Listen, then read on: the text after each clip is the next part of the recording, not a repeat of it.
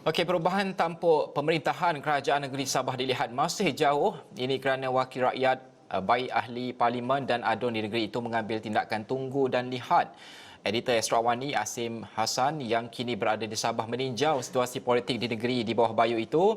Kita terus saja bersama dengan Asimi. Apakah perkembangan terkini yang boleh dibawakan? Ya, terima kasih Najib dan juga semua penonton Astro Awani. Ya, memang kita menunggu-nunggu, bukan kita menunggu-nunggu, maknanya kita sentiasa standby tentang apa-apa sebarang perubahan kerajaan negeri maupun apa-apa pergolakan politik yang berlaku di Sabah. Dan saya hari ini pada pagi tadi sempat bertemu dengan seorang penganalisis politik UMS, penganalisis politik untuk politik negeri Sabah iaitu Dr. Romzi Ationg, yang mana beliau melihat perubahan tampuk pemerintahan dan juga politik di Sabah itu masih juga terlalu jauh. Ini kerana beliau berpendapat yang mana ahli-ahli parlimen atau wakil-wakil rakyat di negeri Sabah mengambil tindakan tunggu dan lihat, yang mana itu juga memberi gambaran, maknanya tiada apa-apa yang berlaku sepanjang 2 hari sudah saya berada di negeri Sabah ini.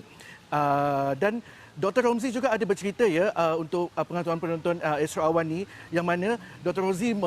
Romzi memberi bayangan bahawa persidangan Dewan Rakyat pada 13 Julai ini akan menjadi indikator kepada sokongan wakil rakyat Sabah akan memihak kepada mana. Dan mari kita dengarkan sedikit sedutan temu bual saya dengan Dr. Romzi.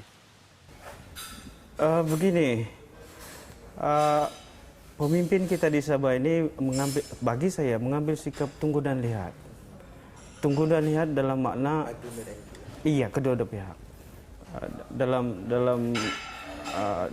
definisi untuk tunggu dan lihat itu ialah bergantung pada keadaan politik di peringkat persekutuan.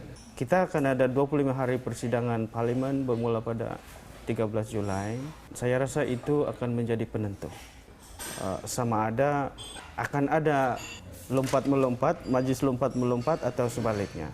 Itu akhirnya akan menjadi penentu sama ada kerajaan yang ada sekarang ini masih kekal atau sebaliknya. Faktor kenapa kebanyakan pemimpin kita melihat pada politik persekutuan ialah mungkin mereka masih berhati-hati untuk akhirnya tidak akan kerugian. Ya, dan untuk pengetahuan juga penonton Astro Awani, yang mana dengan indikator atau dengan tindakan mengambil sikap lihat, tunggu dan lihat ini menandakan kerajaan negeri di bawah pentadbiran kem warisan di AP, PKR dan juga APCO masih lagi stabil di negeri Sabah.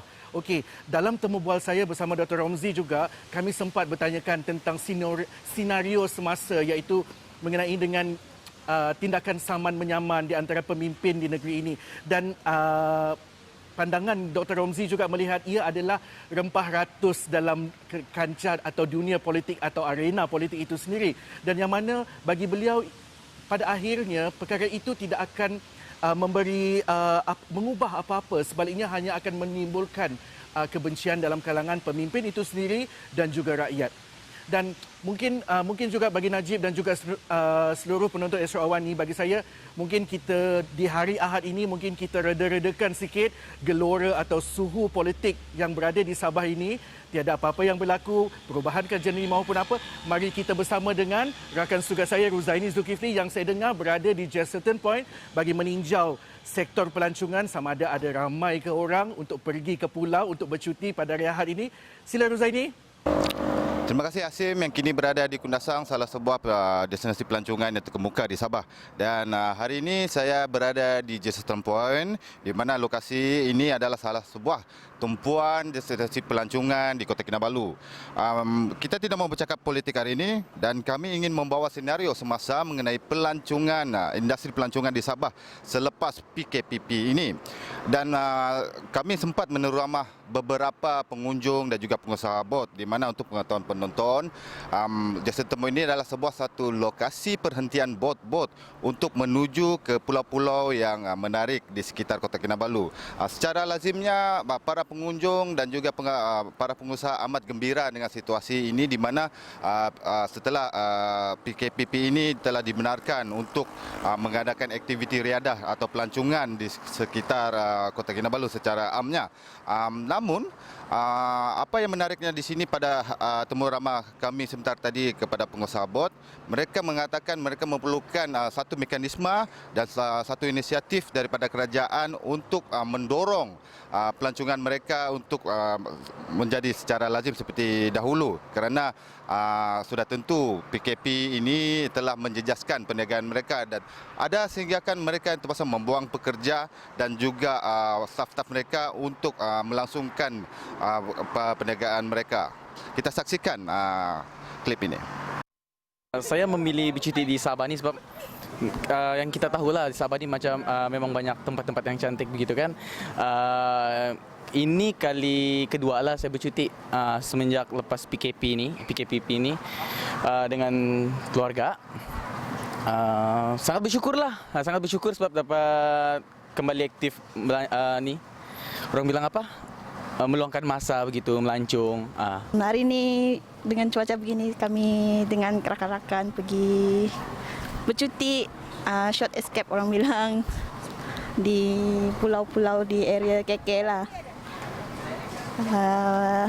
Di musim-musim corona begini, COVID-19, kami berpeluang untuk release tension. So ini untuk membantu sektor ekonomi, bagian pelancongan, area Sabah. So kami sebagai rakyat Malaysia ingin membantu lah juga sektor-sektor pelancongan seperti ini semua. Ini adalah pertama kali kita baru menjalankan perniagaan untuk ke pulau lah. Sebab sejak daripada bulan 3 tu sampai sekarang langsung tak ada bergerak langsung lah. Jadi ini yang pertama kali lah sejak ni COVID ni. So harap daripada Semenanjung kan sekarang tiket pun semua harga mahal. Jadi diorang pun tak dapat datang lah ke sini. Harap kerajaan bagi pertimbangan sewajarnya tiket-tiket penerbangan sekarang. Setakat ni tak ada lah, tapi kita bertahan lah dulu. Macam mana abang bertahan untuk survive? Sebab ini bot sendiri juga. Yang bekerja ni adik-beradik semua, tak ada orang lain. Bantuan macam mana? Ada bantuan daripada kerajaan negeri? Tak pernah lagi. Tak pernah dapat? Tak dapat lagi setakat ni. Daripada kerajaan persekutuan sendiri? Tak dapat lagi. Insentif yang sebelum ni saya ada terbaca dalam TVA, dia bantuan tu saya pun belum dapat lagi. Tak ada lagi bang? Tak ada lagi. Tapi memang abang mengharapkan bantuan tu? Iyalah semestinya. Kenapa perlunya bantuan? Bantuan tu untuk mengurangkanlah kita terjejas kita punya ekonomi lah, kita punya income.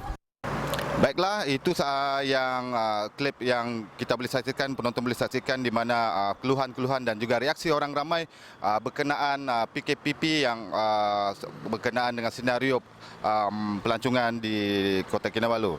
Sekian, itu saja yang boleh saya bawakan. Saya Wakil Astro Wani di Kota Kinabalu, Zaini ZKP, kembali kepada rakan segas di studio.